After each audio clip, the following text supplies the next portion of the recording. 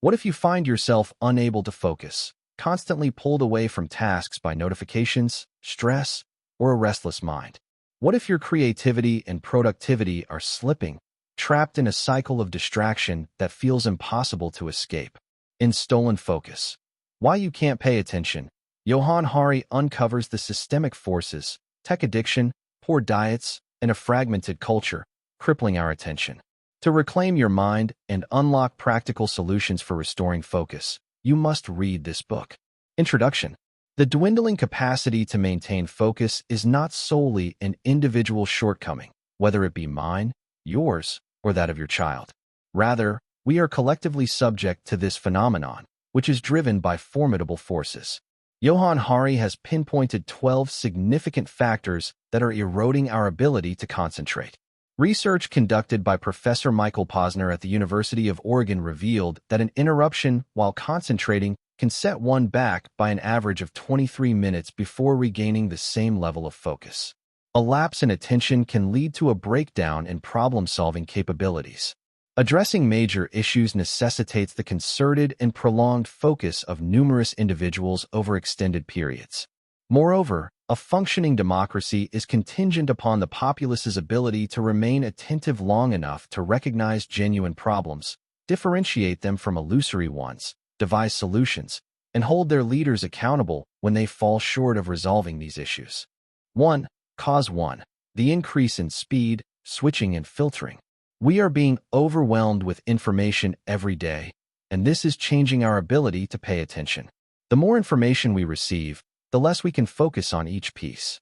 Soon describes this as trying to drink from a fire hose, because there is just too much information coming at us all the time. We are constantly soaking in information. In 1986, the average person was exposed to the equivalent of 40 newspapers worth of information daily, from TV, radio, and reading.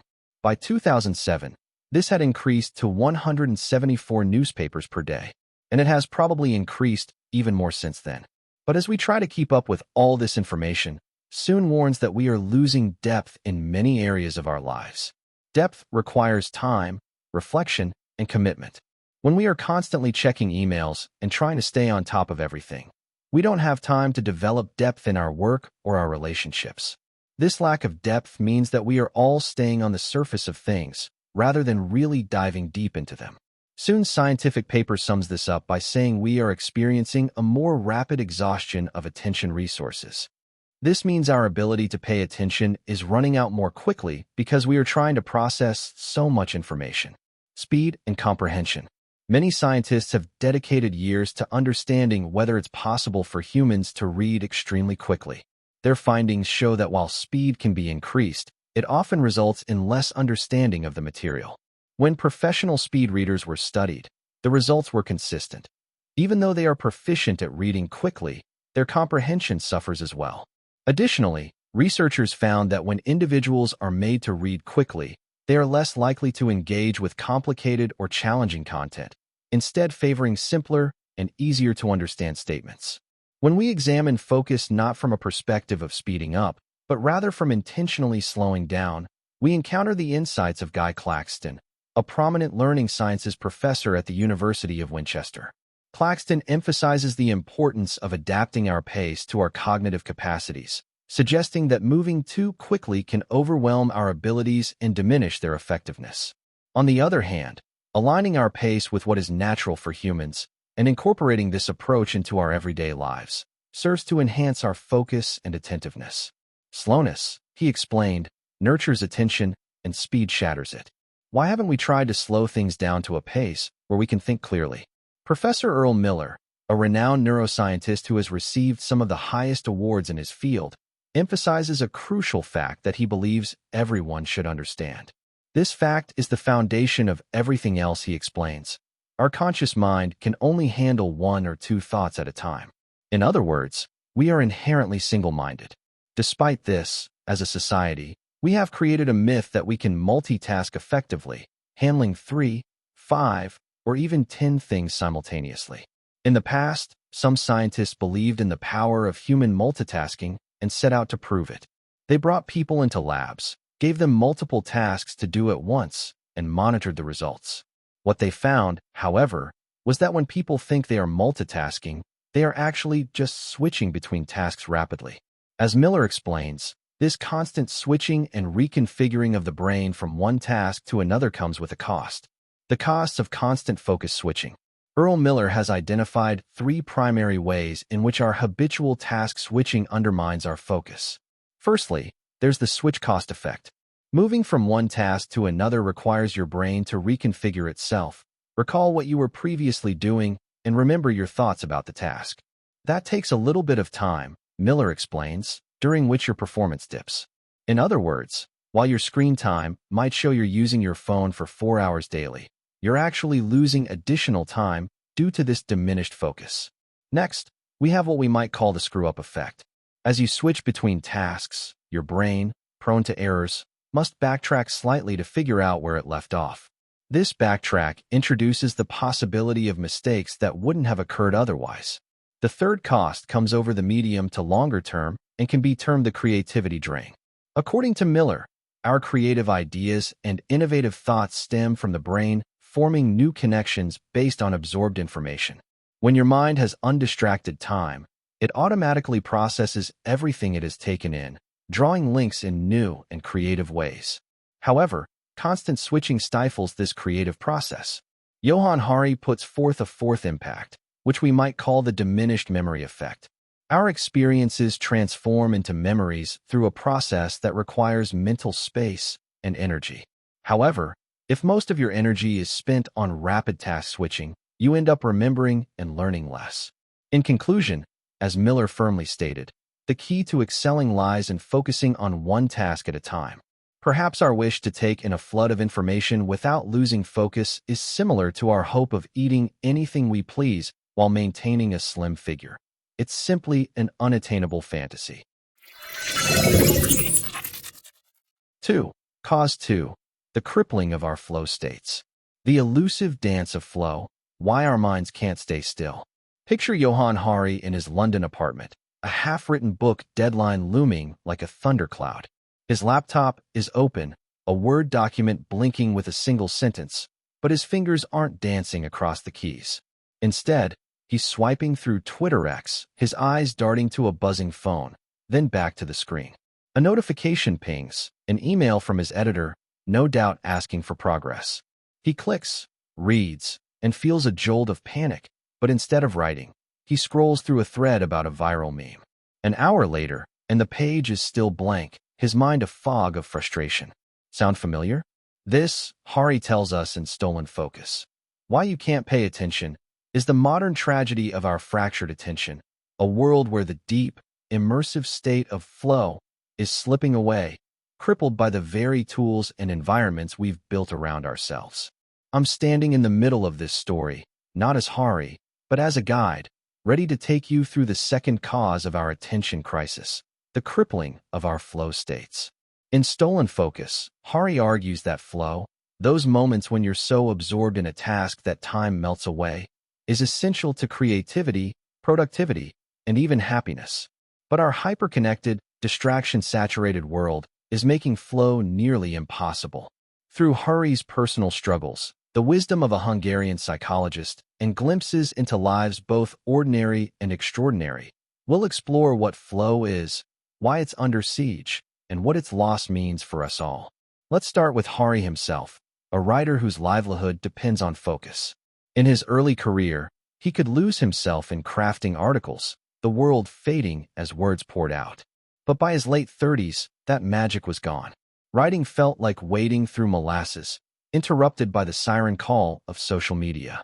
Twitter X wasn't just a distraction, it was a compulsion, pulling him away from the deep work he loved. Hari's struggle isn't unique, it's a mirror of our own. Think of the last time you tried to read a book, paint a picture, or solve a complex problem, only to be derailed by a text, a notification, or the urge to check your phone. That's the flow state breaking, and Hari wants to know why. To understand flow, Hari turns to Mihaly Csikszentmihalyi, a Hungarian psychologist whose name is as tricky to pronounce as his ideas are profound. Csikszentmihalyi, who passed away in 2021, spent decades studying what makes life feel meaningful. In Stolen Focus, Hari recounts their conversations, where Csikszentmihalyi describes flow as a state of total immersion, like being carried by a river's current. It's the painter lost in her canvas, the coder oblivious to the clock, the runner whose strides feel effortless. Flow, he explains, happens when you're engaged in a task that's challenging but matches your skills, with clear goals and immediate feedback. You're not thinking about the past or future, you're fully in the now. Hari paints a vivid picture of Csikszentmihalyi's own flow moments, like when he'd climb mountains as a young man. Each step a meditation, the world reduced to rock and breath. But Csikszentmihalyi warned Hari that flow is fragile. It requires uninterrupted time, a quiet mind, and an environment free from jarring distractions. In today's world, those conditions are rare. Hari reflects on his own writing sessions, now punctuated by the ping of emails or the lure of a trending hashtag. Even when he resists, his open-plan office, before he worked from home, was a cacophony of phone calls and chatter, each sound yanking him out of focus. Let's step into an example Hari shares, one that hits close to home for anyone who's worked in a modern office. He describes a software engineer named Rachel, whom he met in San Francisco. Rachel loved coding, a job where flow was her superpower. She'd dive into lines of code, solving puzzles that felt like art, hours passing like minutes. But her company's open-plan office was a nightmare, colleagues shouting, phones ringing, Slack messages flashing. Even with noise-canceling headphones, Rachel couldn't sink into flow. Her productivity plummeted, and so did her joy. Studies back this up. Research from the University of California, Irvine, cited by Hari, shows that office workers are interrupted every 3 minutes on average. Each interruption takes about 23 minutes to recover from, shattering any chance of deep focus. Hari zooms out to show how this isn't just about offices. School children, too, are losing flow. He visits a classroom in Ohio where students are bombarded with digital distractions. Laptops, meant for learning, become portals to YouTube and TikTok. Teachers, overwhelmed, struggle to keep kids engaged. One teacher, Ms. Carter, tells Hari about a student, Liam, who used to love science experiments, his eyes lighting up as he mixed chemicals. Now, Liam's glued to his tablet, flitting between games and chats, unable to sustain focus. Hari cites a study by Gloria Mark, showing that college students switch tasks every 65 seconds. Their attention spans a shadow of what they once were. Flow, which thrives on continuity, can't survive this constant chopping. The culprits, Hari argues, are everywhere. Our devices are engineered to disrupt. Silicon Valley insiders, like Ozza Raskin, whom Hari interviews, admit that features like infinite scroll and autoplay, Raskin invented the former, are designed to keep us hooked, not focused. Apps like Twitter X and YouTube don't want you to enter flow, they want you to keep clicking. Hari recalls his own experiment. During a 3-month digital detox in Provincetown, Massachusetts, he ditched his smartphone for a jitterbug, a bare-bones phone. Without notifications, he rediscovered flow, writing for hours by the ocean, his mind clear. But back in London, the digital deluge returned, and flow slipped away again. It's not just tech. Our culture glorifies busyness, equating productivity with constant motion. Hari meets a barista in Lisbon, Maria, who juggles 2 jobs and a side hustle, her days a blur of tasks. Maria used to paint, losing herself in watercolors, but now she's too exhausted, her evenings spent scrolling Instagram, to unwind. Csikszentmihalyi told Hari that exhaustion kills flow, as our brains need energy to sustain deep focus. Sleep deprivation, rampant in our 24/7 world, makes it worse. Hari cites Charles Cheesler, a Harvard sleep expert, who notes that Americans sleep an hour less per night than in 1942, leaving us cognitively drained. But the loss of flow isn't just personal, it's societal. Hari argues that a world without flow is less creative, less innovative, less human. He shares the story of a jazz musician, Marcus, he met in New Orleans. Marcus used to improvise for hours, his saxophone weaving stories, the crowd vanishing as he entered flow. Now, gigs are scarce, and Marcus drives for Uber, his phone dinging with ride requests, no time for music. Hari sees this as a metaphor. When flow dies, so does our ability to create, to solve big problems, to connect with what makes us alive. So what can we do? Hari doesn't offer easy fixes, but he finds hope in small rebellions.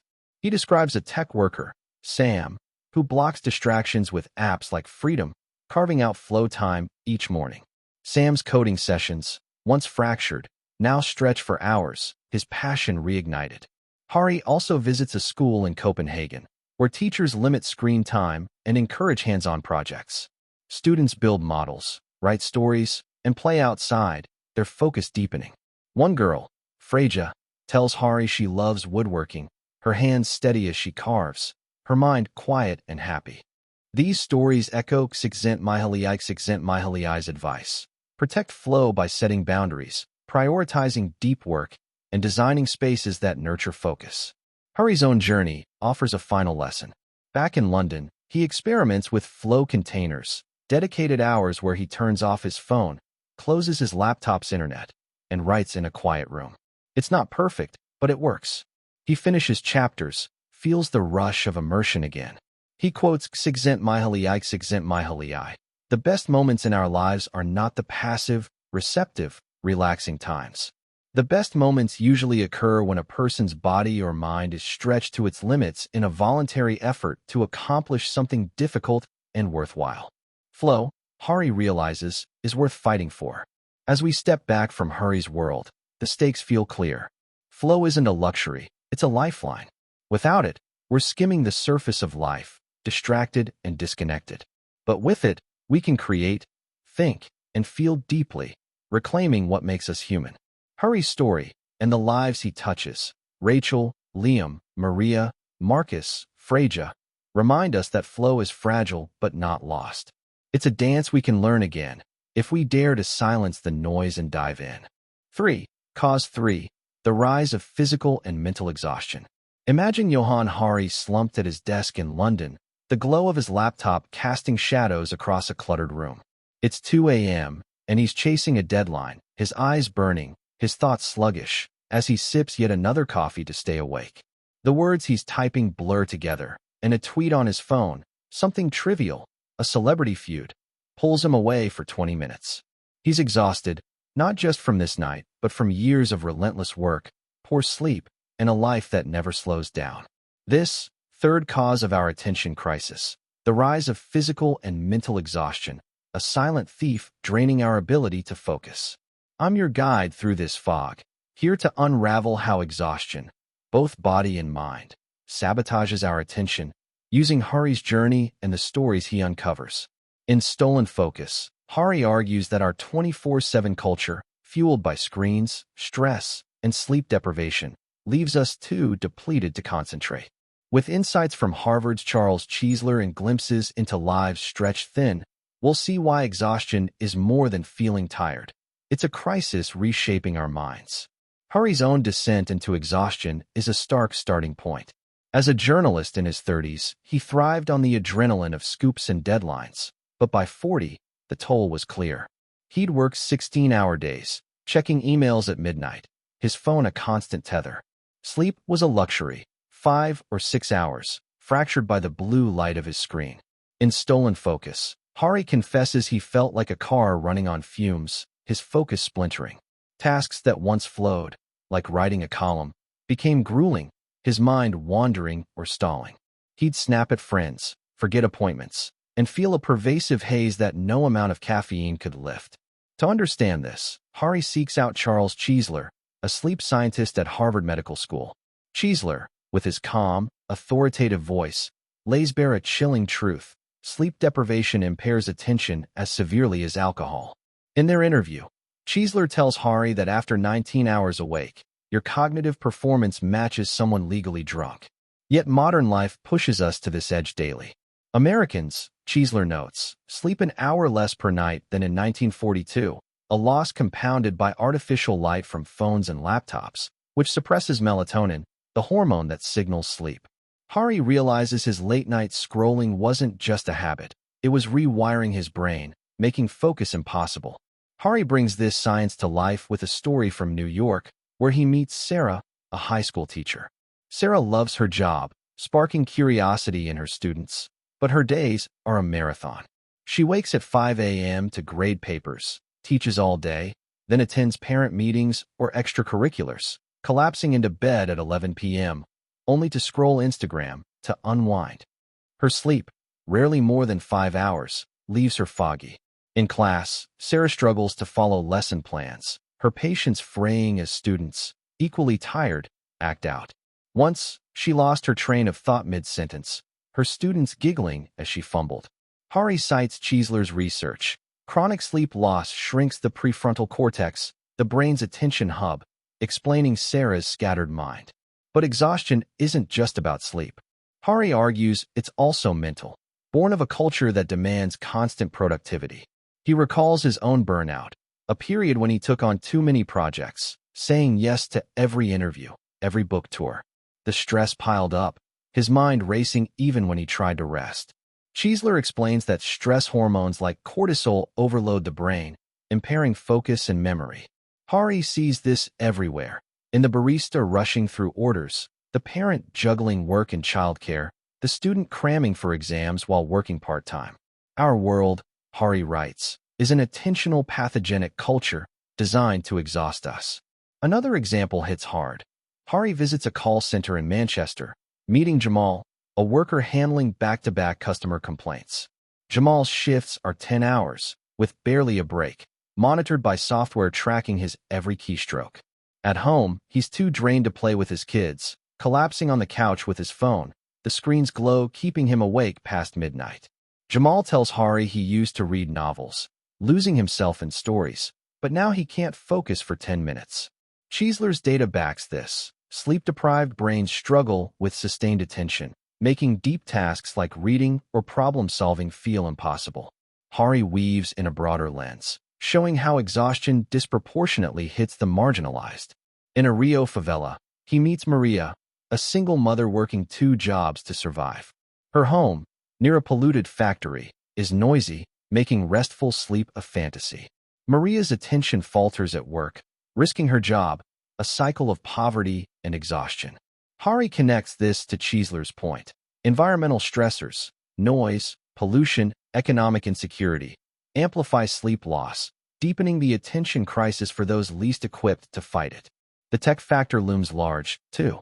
Hari learns from Cheesler that screens aren't just time sucks, they're sleep killers. Blue light mimics daylight, tricking our brains into staying alert.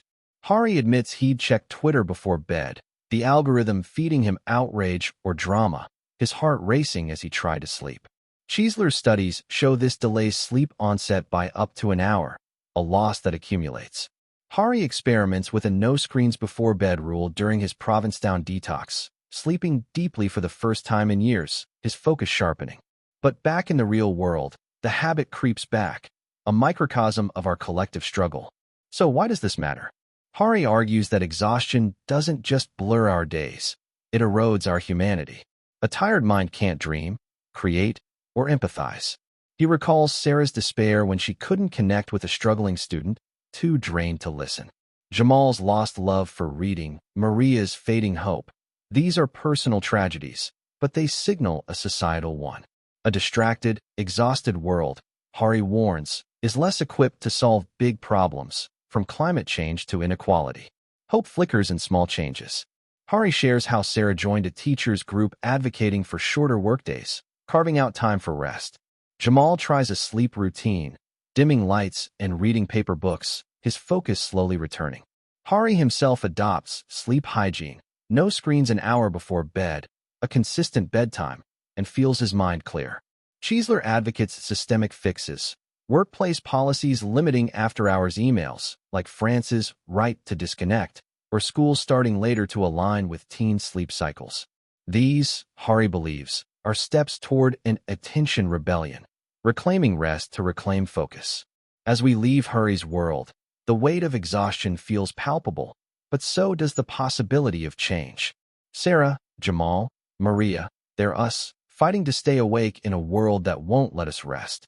Hari's story, backed by Cheesler's science, shows that exhaustion isn't just personal, it's a design flaw in our culture.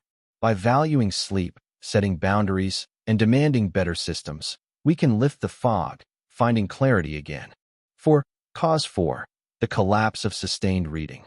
Mihai Csikszentmihalyi identified reading a book as one of the most common ways people experience flow, a state now at risk in our distraction-laden society. And Mengen, a professor of literacy at Stavanger University in Norway, has spent 2 decades researching this subject and found something crucial. Reading books cultivates a particular type of linear and focused reading over an extended period. In contrast, screen reading fosters a fragmented approach, encouraging us to scan and skim for necessary information, and is concerned that we are losing our capability to engage with long texts and the associated cognitive patience, stamina, and ability to grapple with challenging materials. The power of books. Johann contemplates whether the medium of a printed book itself conveys a message before the reader even delves into the text. The book as a medium communicates that life is multifaceted and requires time and deep contemplation to be fully understood. It emphasizes the value of single-minded focus, encouraging readers to immerse themselves in the narrative, line by line and page by page. It also underscores the importance of delving deep into the lives and minds of others. Exposing ourselves to complex narratives about the inner worlds of different individuals over extended periods can reshape our consciousness. Through this prolonged exposure, we can cultivate a greater sense of openness, perception, and empathy. 5. Cause 5. The disruption of mind wandering. In 1890, William James, a pioneering figure in American psychology, described attention as a spotlight in what is considered one of the most influential Western texts on the subject. This metaphor continues to shape our understanding of attention, which is commonly defined as the capacity to selectively focus on specific elements in our surroundings. Consequently, when we claim to be distracted, we are essentially saying that we struggle to confine our attentional spotlight to the particular object or task at hand. The different forms of attention. In reality, this spotlight metaphor represents just one facet of the multifaceted concept of attention necessary for coherent thought.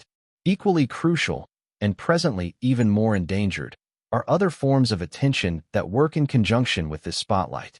The prevailing assumption has been that our brains are largely inactive during moments of unfocused thought, lying dormant like unused muscles. Yet, emerging research challenges this perception, revealing a hive of activity occurring in the brain during these seemingly idle periods.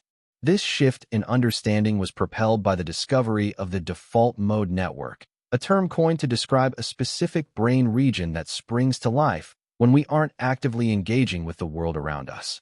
This finding, illuminated by brain scans showing the default mode network illuminated with activity, has reshaped our comprehension of the brain's functioning during periods of rest or inattention.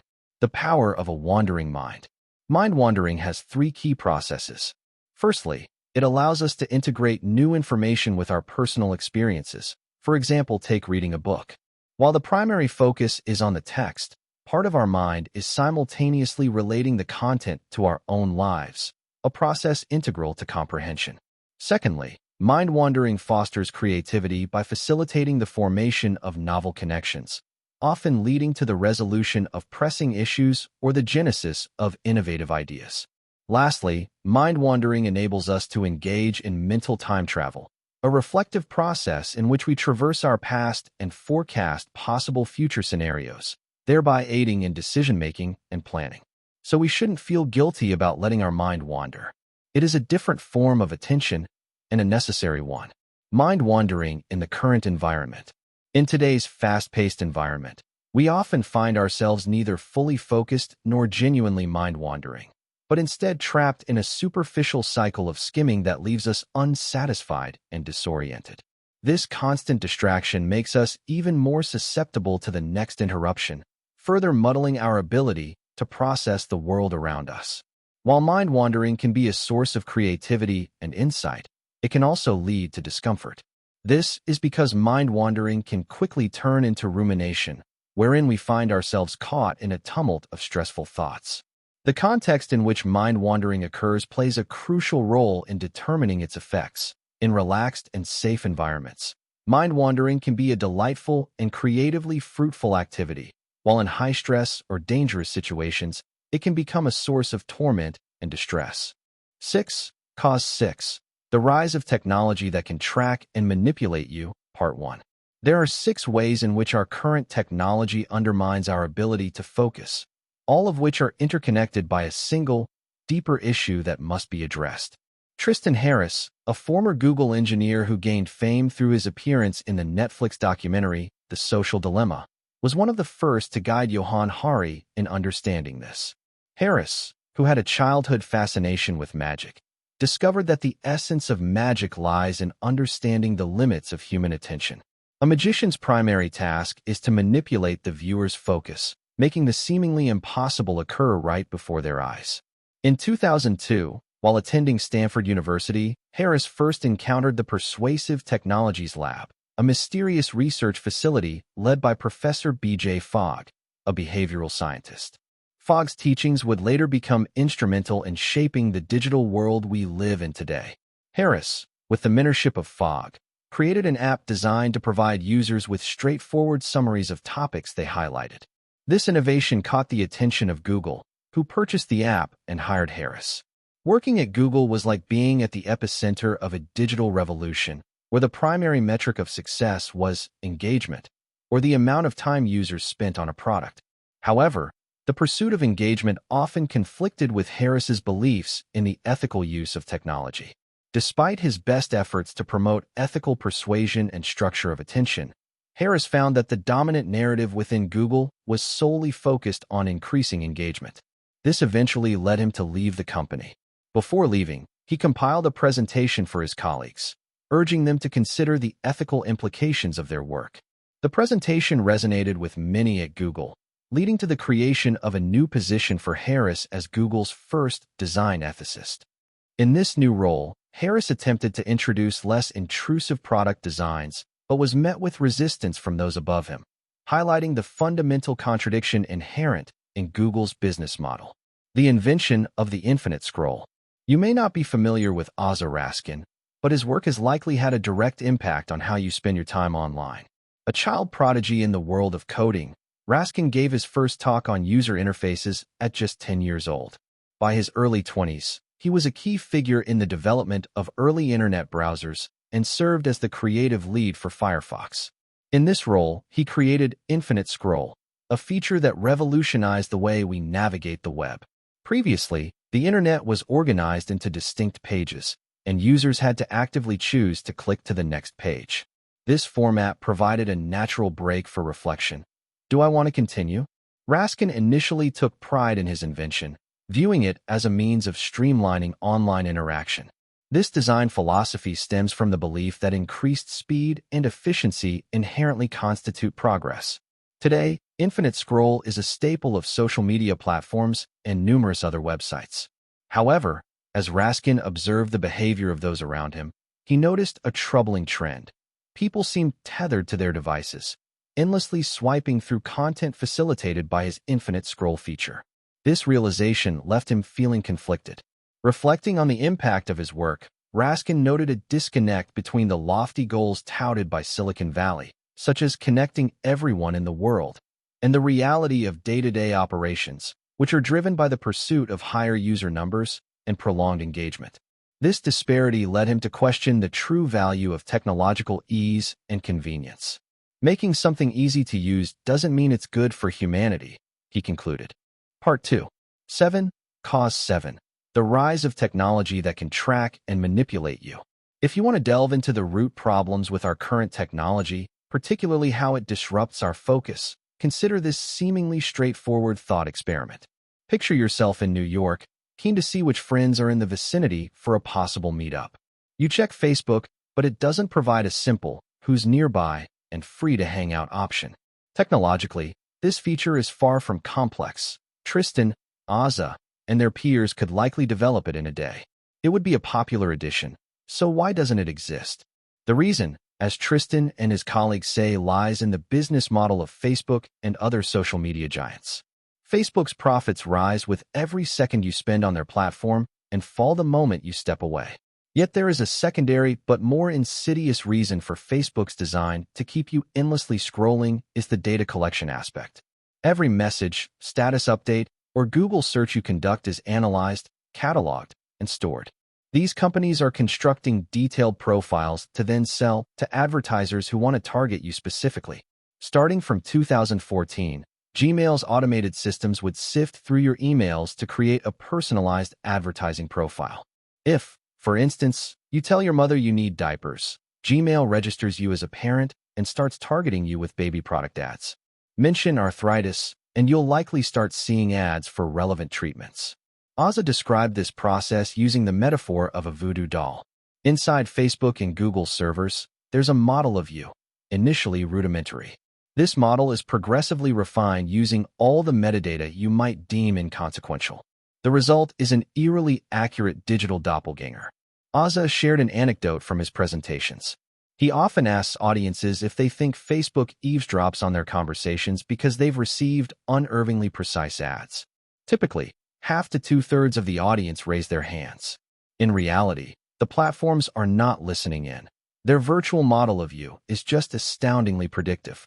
Whenever a tech company offers a free service, it's ultimately to enhance this digital effigy. Why is Google Maps free? So it can incorporate your daily routes into the voodoo doll. This business model, brilliantly termed surveillance capitalism by Harvard professor Shoshana Zuboff, underpins and sustains the platforms that dominate our digital lives. Big tech incentives. Tristan has witnessed firsthand the workings of business incentives in the tech industry.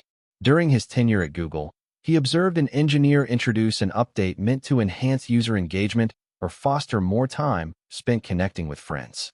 But then, a few weeks later during a metrics review, the engineer's manager might question why site engagement decreased 3 weeks prior. Pointing to the new features as the likely cause, he explained. Let's be clear, this isn't a conspiracy theory. It's as straightforward as saying KFC wants you to eat its fried chicken.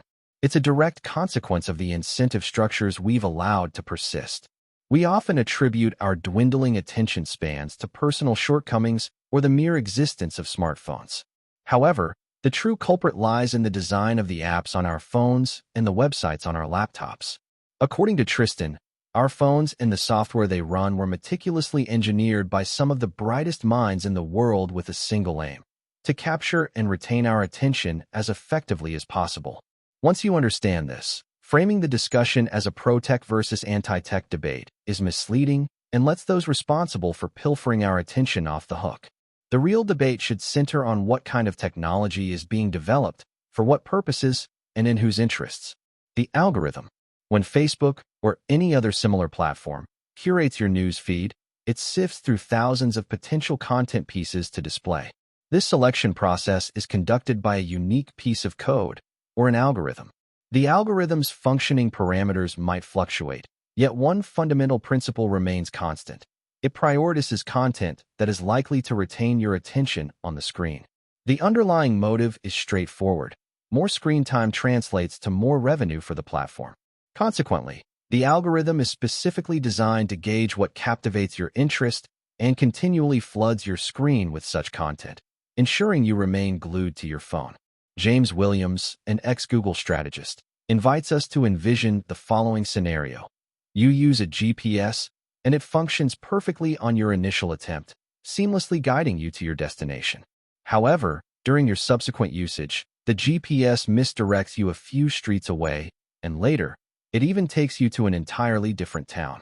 This deviation occurs because advertisers, who financially support the GPS service, have paid to influence the route. Williams points out the paradox that while we would immediately cease using such a deceptive GPS, we continue to engage with social media platforms that operate similarly, influenced by advertising dollars to manipulate the content we see. How tech harms our attention. This machinery, in its current form, negatively impacts our attention in 6 distinct ways.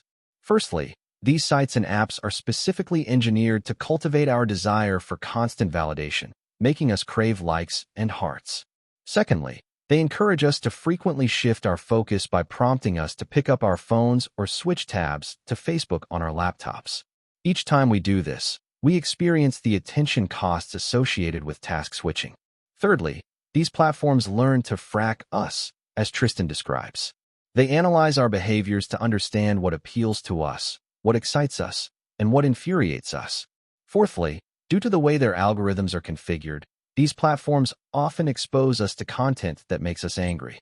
Scientific experiments have consistently shown that anger significantly disrupts our ability to focus. Fifthly, these sites don't just make us angry. They also create an environment where we feel engulfed by the anger of others. Lastly, and perhaps most destructively, these platforms set society ablaze. This complex web of harm unfolds in several stages, ultimately having the most detrimental effect on our collective attention. Collective attention. Our attention is not only a personal commodity, but a shared societal one.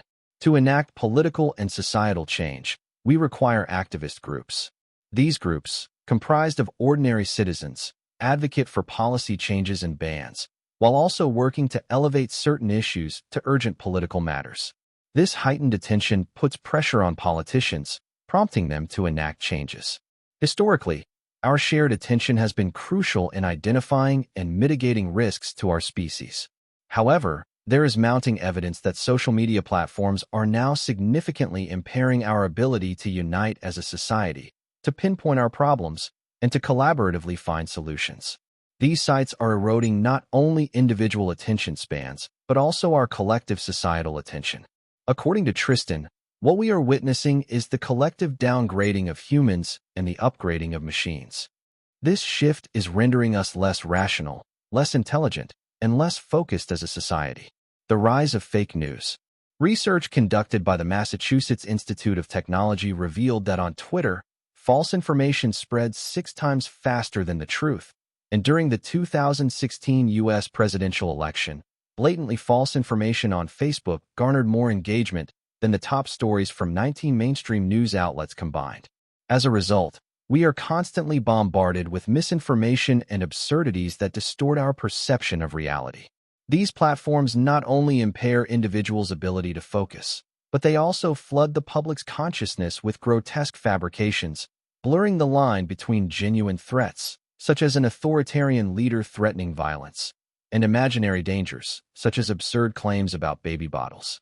If a society is exposed to this barrage of falsehoods and rage-inducing content for an extended period, it risks losing its ability to identify real problems and work collectively towards viable solutions. 8. Cause 7. The rise of cruel optimism, or why individual changes are an important start, but not enough. Nir Eyal is an Israeli-American author, lecturer, and investor recognized for his contributions to behavioral design and habit-forming technology. His book, Hooked: How to Build Habit-Forming Products, explores the mechanisms behind the addictive nature of some technologies and how businesses can use these principles to create engaging products. Like Tristan, Eyal learned from B.J. Fogg. He attended a retreat at Fogg's home and attended some of his lectures before working with influential Silicon Valley companies to help them engage their users.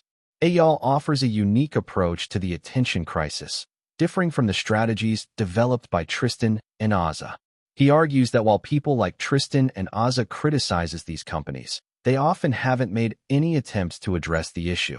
Eyal advocates for individual change as the first line of defense, starting with introspection and self-understanding. He acknowledges the changing environment and the unavoidable presence of technology. Eyal emphasizes that while users didn't create this environment, it is their responsibility to adapt to it. Managing our internal triggers. In his book, Indistractable, he proposes what he believes are the best solutions. There is one tool, in particular, that he thinks can resolve this issue. He posits that everyone has internal triggers, instances in our lives that push us towards undesirable habits. According to him, an internal trigger is an uncomfortable emotional state. It's all about avoidance, about how to escape from this uncomfortable state. He advocates that we all need to examine our triggers non-judgmentally, contemplate them, and find ways to mitigate them. The process of altering a habit involves understanding what the internal trigger is and ensuring there's a pause between the urge to perform a behavior and the behavior itself. The problem with Nir. Every specific intervention that Nir recommends is useful. Johann has tried each one, and several have made a small yet significant difference to him. However, something about Nir's perspective made Johann feel uneasy. Nir's approach aligns perfectly with how tech companies want us to view our attention issues. They can't deny the crisis any longer, so they're shifting tactics, subtly suggesting that it's an individual problem, requiring more self-restraint from us rather than accountability from them.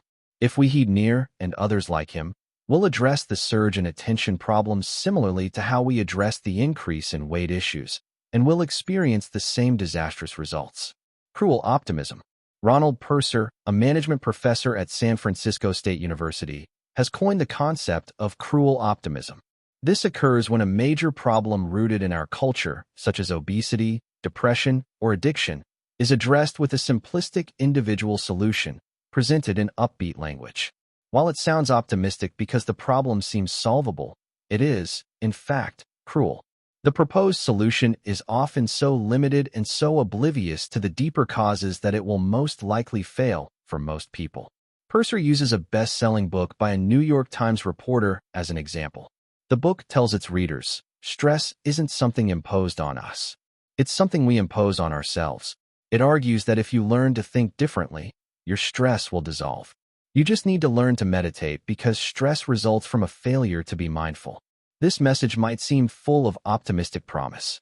However, promising someone that simply changing their perspective on stress will solve their problem, then leaving them to struggle, is ultimately cruel.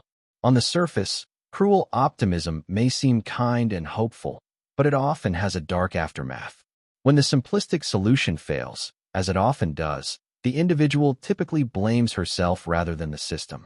One of the problems with cruel optimism is that it takes exceptional cases, often achieved under extraordinary conditions, and presents them as common.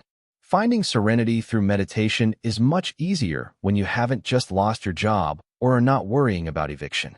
Most importantly, people shouldn't have to resort to these measures. Cruel optimism assumes that we can't significantly change the systems disrupting our attention, so we should mainly focus on changing ourselves. But why should we accept these systems as a given?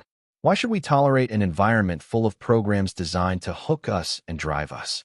Many existing books on attention issues depict them merely as personal shortcomings that require individual solutions, akin to digital diet books. However, just as diet books did not resolve the obesity crisis, digital diet books will not solve the attention crisis. It's crucial to understand the underlying forces at play. The alternative to cruel optimism, which provides a simplistic narrative that sets individuals up for failure, is not pessimism or the belief that change is impossible. Rather, it's authentic optimism. This involves honestly acknowledging the obstacles that hinder your goals and collaboratively devising a plan to systematically dismantle these barriers with others. 9. The first glimpses of the deeper solution. We are left with two pressing questions.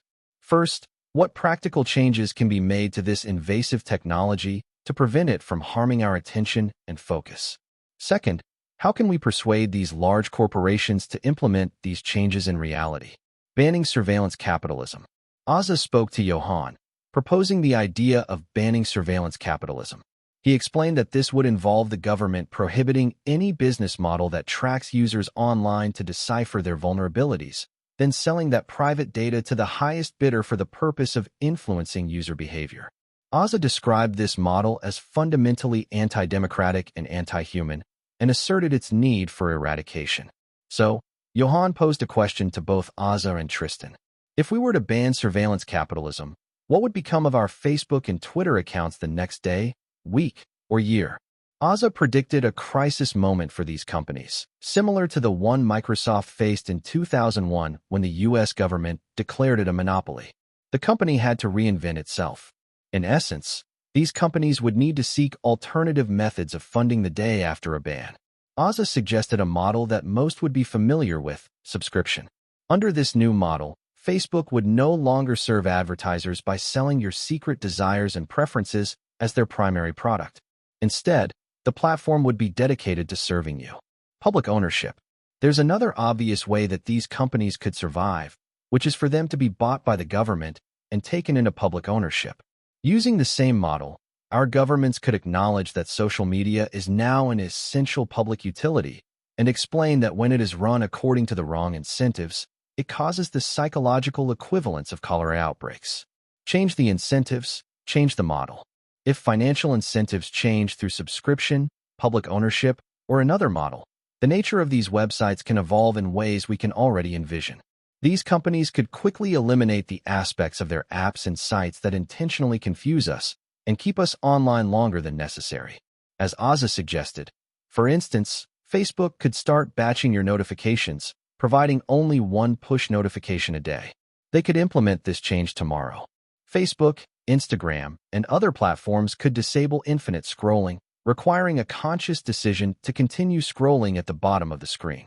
These sites could also turn off features that have been proven to polarize people politically, thus preserving our collective attention. For example, upon setting up a Facebook account, the site could ask you to specify the amount of time you'd like to spend on it daily or weekly. Whether it's 10 minutes or 2 hours, the website could assist you in achieving your goal. Currently, social media is designed to capture your attention and sell it to the highest bidder. However, it could be redesigned to understand your intentions better and help you achieve them. 10. Cause 8. The surge in stress and how it is triggering vigilance.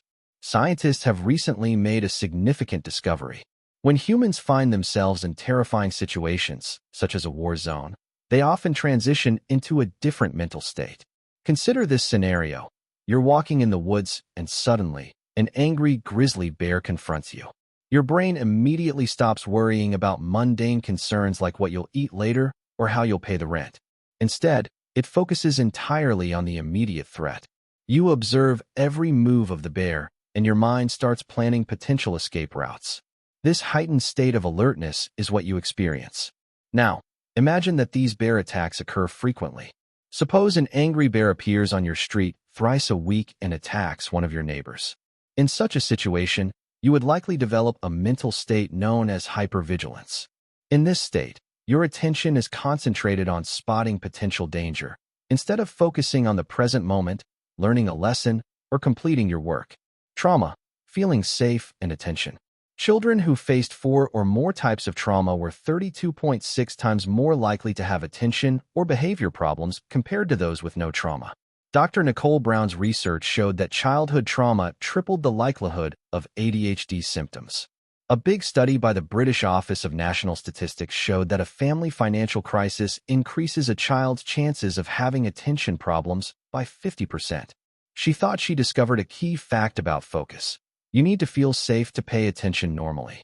You need to stop worrying about dangers and focus on one secure topic. If children can't pay attention, it often means they are very stressed. This raises the question, do other forms of stress affect attention? What about those that are significantly less distressing than sexual abuse? The scientific evidence is somewhat complex. Lab results indicate that if you are subjected to mild to moderate stress, your performance improves on some short-term attention tasks. Professor Charles Nunn, a renowned evolutionary anthropologist, researched the increase in insomnia. He discovered that stress and hypervigilance often cause sleep struggles. If you don't feel safe, it's hard to relax because your body signals that you're in danger and need to stay alert. To successfully combat insomnia, Charles concluded that it's crucial to alleviate the sources of anxiety and stress. Addressing the root causes is essential. Poverty and stress. What could be the underlying causes? Here's one. 6 out of every 10 U.S. citizens have less than $500 in savings for emergencies. Many other Western countries are heading in the same direction. Sendil Mullainathan, a professor of computational science at the University of Chicago, was part of a team that studied sugarcane harvesters in India. They evaluated the harvesters' cognitive abilities before the harvest, when they were impoverished, and after the harvest, when they had a reasonable amount of money. The results showed that the financial security post-harvest made them, on average, 13 IQ points smarter. This is a significant difference. A more stressed society is less capable of resisting distractions. It's always been challenging to resist the advanced manipulation techniques of surveillance capitalism. However, it seems that we were already becoming more vulnerable and easier to manipulate than before. 11. The places that figured out how to reverse the surge in speed and exhaustion. Working less can significantly improve focus, challenging the notion that more work equates to better work. There's a time for work, and there's a time for rest. Currently, this balanced approach appears to be an unattainable luxury for many. Most people fear that slowing down might cost them their jobs or status. This perspective ties into another significant hurdle. While a 4-day workweek suits salaried employees, many are being pushed into the gig economy, juggling multiple jobs without contracts or fixed work hours.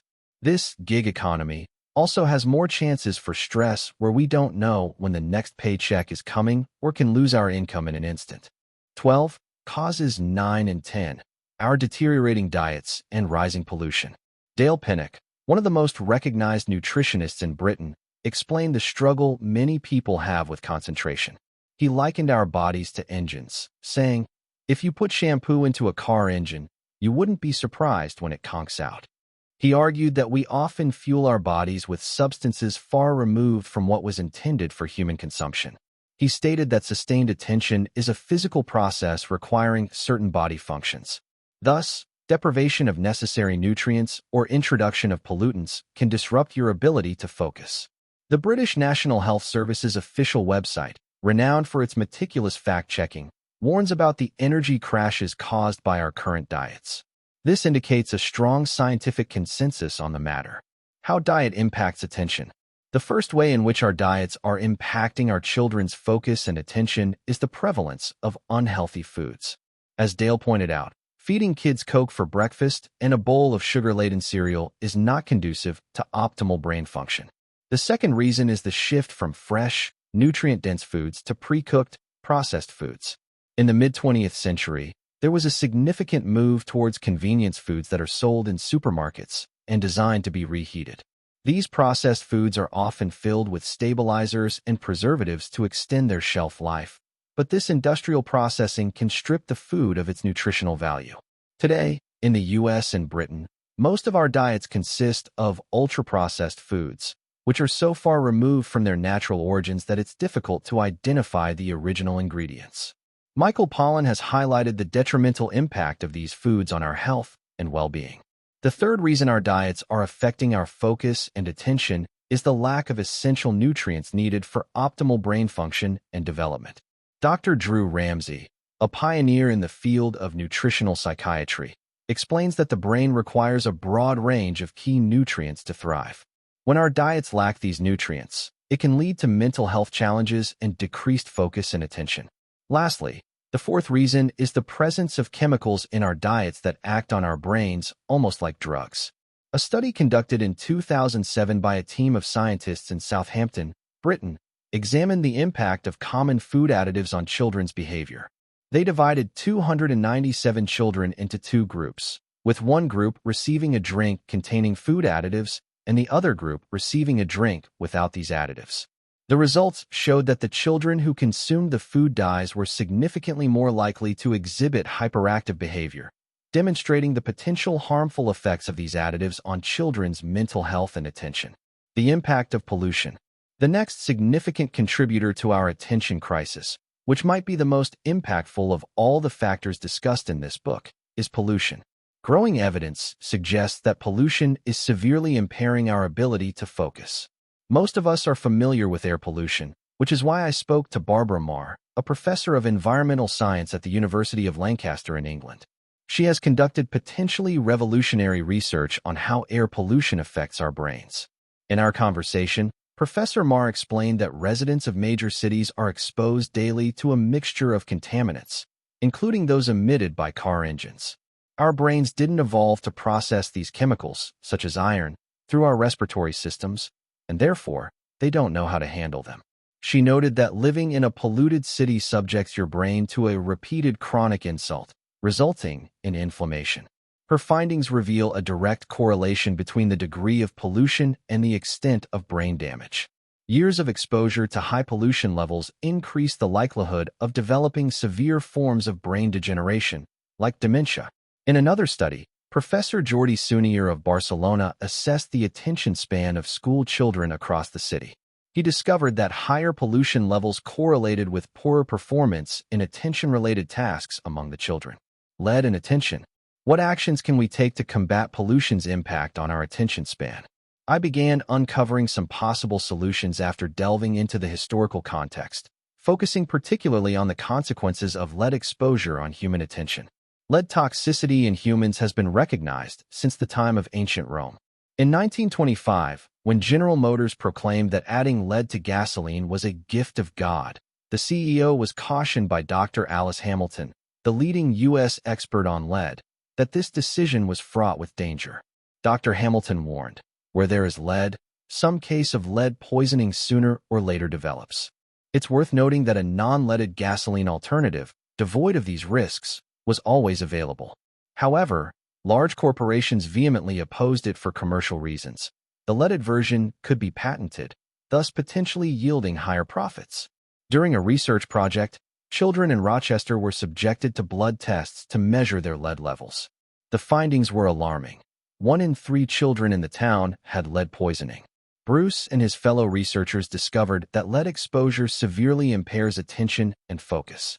According to Bruce, children exposed to lead are 2.5 times more likely to meet criteria for ADHD. 13. Cause 11. The rise of ADHD and how we are responding to it. From 2003 to 2011, the prevalence of attention deficit hyperactivity disorder, ADHD, diagnoses in the United States surged by 43% overall, with a 55% increase among girls. Currently, 13% of American adolescents have been diagnosed with ADHD, the majority of whom are prescribed powerful stimulant medications as treatment. While adults often attribute their attention difficulties to a variety of factors, including invasive technologies, stress, and insufficient sleep, the narrative surrounding children's attention challenges has simplified over the last 2 decades. The prevailing belief has shifted towards attributing these issues predominantly to a biological disorder. A controversial topic.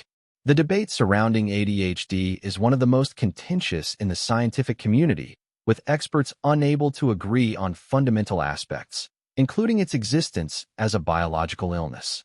It is universally acknowledged among experts that the difficulties faced by those diagnosed with ADHD are genuine and not a result of pretense or lack of effort. The individuals are not to blame, and such challenges are not indicative of personal failure or lack of discipline. The notion that attention difficulties represent a biological problem is relatively recent and has undergone significant shifts in perspective over time. By 1968, the concept had gained traction within psychiatric circles, initially thought to affect only a small demographic of children. However, in recent times, diagnoses have surged dramatically, particularly in the southern United States where, in some areas, up to 30% of boys are diagnosed with ADHD by age 18. This dramatic increase has given rise to a deeply divided discourse. On one side, some argue that ADHD is a disorder rooted in genetic and neurological abnormalities, advocating for widespread use of stimulant medications. This view is especially prevalent in the United States. Conversely, others assert that while attention problems are indeed serious and distressing, framing them as a biological disorder that necessitates extensive medication is misguided and potentially harmful. They propose alternative forms of intervention. Biological causes. The narrative begins with the prevalent biological explanation for behavioral disorders, which offers parents facing a child's diagnosis a mixture of shock and solace. While the sting of a disability label is undeniable, the reassurance comes in being absolved of blame, receiving empathy for enduring hardships, and the hopeful prospect of a tangible remedy. Enter Nicholas Dodman, a revered veterinary authority in the U.S. with 3 decades of experience and a reputation for advocating pharmaceutical interventions in animal psychiatry. His groundbreaking perspective emerged unexpectedly from an incident involving a horse named Poker who exhibited cribbing, a neurotic behavior common in stabled horses. After observing the cessation of this behavior following an injection of naloxone, an opioid antagonist, Dodman began to consider that animals might benefit from treatments traditionally reserved for humans. This pivot in approach has led to a broad application of psychiatric drugs across animal species, turning to medication as a means to manage behavior that deviates from the norm. The contemporary zoo landscape, where animals are regularly administered mood-altering drugs, reflects this shift, with these substances being lauded as invaluable tools for ensuring manageable and less stressed captive creatures. However, Dodman's rationale for using pharmacological interventions diverges from the conventional medical narrative often relayed to parents of children with attention disorders. Instead of attributing such problems solely to biology, he points to environmental factors, specifically the profound stress of animals being unable to fulfill their instinctual drives due to unnatural living conditions, a phenomenon he terms frustrated biological objectives. Dodman acknowledges the limitations of his approach, recognizing that while medication may alleviate symptoms of what is known as zoochosis, it is, at best, a stopgap measure that does not address the underlying issue, the inherent distress animals experience when prevented from engaging in their natural behaviors. The environmental problem for the modern child. This raises an important inquiry. Could it be that children who have difficulty focusing are akin to Poker the horse, potentially being treated with medication for issues that are rooted in their environment? Consider how the lifestyles of children have shifted. The freedom to play outdoors has been largely replaced by more time indoors, confined to homes and classrooms. Nutritional changes have also been stark, with diets often lacking essential nutrients for brain health and increasingly loaded with sugars and additives that can disrupt concentration. Educational systems have evolved to prioritize high-pressure testing, leaving little room for fostering innate curiosity. With these significant societal changes paralleling the rise in ADHD diagnoses, one might question whether there is a direct link. The assumption surrounding an ADHD diagnosis may lead some to liken it to a medical condition such as pneumonia, where a clear-cut pathogen is identified and treated. However, ADHD lacks any physical diagnostic tests. Instead, the process involves conversations and behavioral assessments against a checklist developed by psychiatrists, which ultimately says a child struggles to focus but sheds no light on the underlying reasons. Nevertheless, the dilemma persists. Stimulant medications like Adderall or Ritalin undeniably enhance focus in the short term for children diagnosed with ADHD. For a long time, a common belief among parents, fueled by certain medical opinions, was that the effect of ADHD medication could distinguish an affected child from one without the condition. It was thought that while a child with ADHD would become calmer and more focused with these drugs, a non-ADHD child would react by becoming manic. However, this notion has been debunked by scientific studies that show stimulants improve concentration temporarily for all children, regardless of an ADHD diagnosis, challenging the simplistic interpretation of the medication's effects and the nature of the condition itself. The effectiveness of the medication doesn't necessarily confirm the presence of a pre-existing biological condition. It simply confirms that you're experiencing the effects of a stimulant. Moreover, it's important to recognize that the early benefits of stimulant medications tend to wane over time. As tolerance to the substance builds, the body adapts and requires increasingly larger doses to achieve the initial level of efficacy. This escalation continues until it reaches the upper limit of what is considered a safe dosage for children. Where does the genetic argument come from? The high percentages often cited as evidence of ADHD's genetic roots don't come from direct genetic analysis. Johann learned that the source is instead twin studies. Researchers compare identical twins, who share almost all their DNA, with fraternal twins, who are no more genetically similar than regular siblings, on the basis of whether both twins in a pair have been diagnosed with ADHD. Since twins are raised in the same environment, the thinking goes, any significant differences in diagnosis rates between identical and fraternal twins might be attributed to genetics. Consistently, studies show that ADHD is more commonly shared among identical twins than fraternal ones, leading to the assertion of a genetic influence. However, Dr. J. Joseph, a psychologist, points out a critical flaw in this reasoning. Identical twins often share more similar experiences than fraternal twins, due to factors like spending more time together and being treated more similarly by others. This could mean that it's these shared experiences, rather than genes, accounting for the observed differences. Joseph explains that these studies fail to separate genetic influence from environmental factors conclusively. Therefore, the oft-quoted statistics claiming a 75 to 80% genetic determination for ADHD could be resting on shaky ground, potentially misrepresentative and misunderstood. 14. Cause 12. The confinement of our children, both physically and psychologically. As of 2003, a mere 10% of children in the United States engaged in free outdoor play regularly. Modern childhood is predominantly an indoor affair, and even when children play, it is often under adult supervision or within the digital realms of screens. Enter Lenore Skenazy. While she is not a scientist, she is a fervent activist.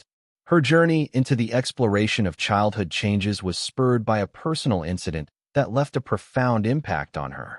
This event propelled her to collaborate with leading social scientists to examine the implications of these shifts on children's development.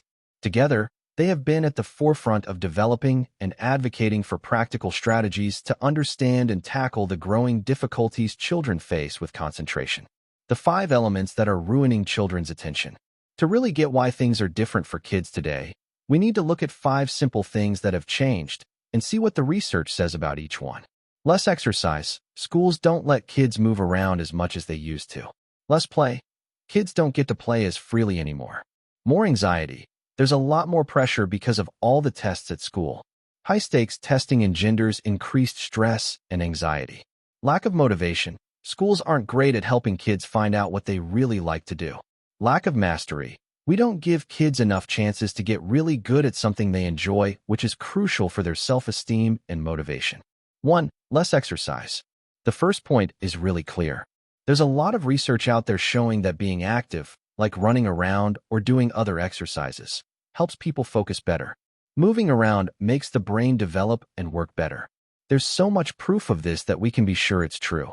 If kids don't get to move as much as they want to, it's likely that their focus and their brain health will get worse. 2. Less play. To grasp the second big shift, how kids are missing out on play, we need to think about the important stuff they learn when they're left to play by themselves. When kids are with other kids, without adults, they come up with their own fun. They get creative to invent games, then they have to get the others to join in. They learn to understand others to keep the game fun for everyone. Lenore looks up to Dr. Isabel Bank, a play expert from Chile. She explained to Johann in Scotland that there are 3 big ways play affects how kids grow. 1 is their creativity and imagination. This is how they learn to tackle problems and find solutions. The next is making friends. Play is how they learn to get along and interact with others. Lastly, it's about feeling alive. Play is how they learn to enjoy life and have fun. The skills kids get from playing aren't just little extras. They're what help them become fully rounded people. Play lays the groundwork, and anything adults teach them later builds on that. Nowadays, kids' playtime is usually controlled by grown-ups, who set the rules and the agenda. Because of this, play has lost a lot of what makes it so valuable, just like how processed food isn't as nutritious. Playing is the best way for kids to learn how to learn. It's through play that they learn to adapt to new information. In a world where things are always changing, why should we just stuff their heads with facts? 3. More anxiety. Professor Jonathan Haidt, a well-known social psychologist, points out that the increase in anxiety among young people is partly due to the lack of play. Playtime teaches kids how to handle surprises and challenges. Without these opportunities, they might grow up feeling overwhelmed and less equipped to deal with life's uncertainties. Another reason for the increase in anxiety among children and teenagers has been attributed the heightened emphasis on high-stakes testing in schools. These tests are designed to measure student achievement, school performance, and even influence teacher evaluations.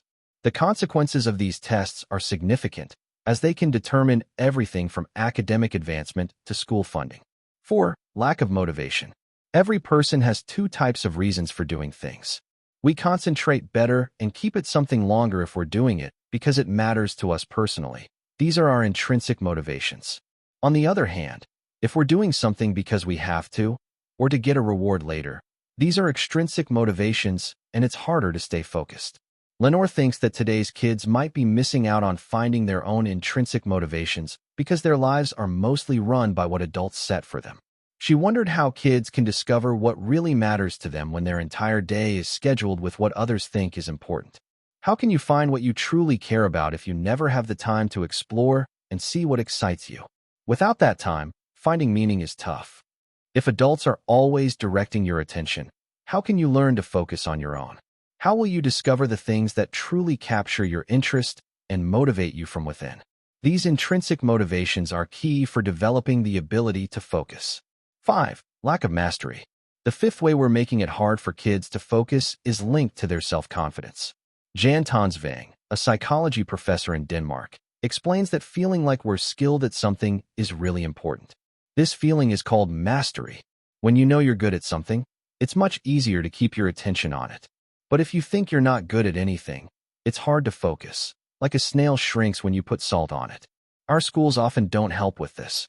They focus on a few subjects, and this can make many kids, it seems like boys especially, feel like they can't do anything right.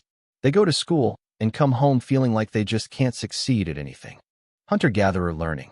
Professor Peter Gray, a research psychologist at Boston College, shared some insights with Johann about how children have learned throughout most of human history.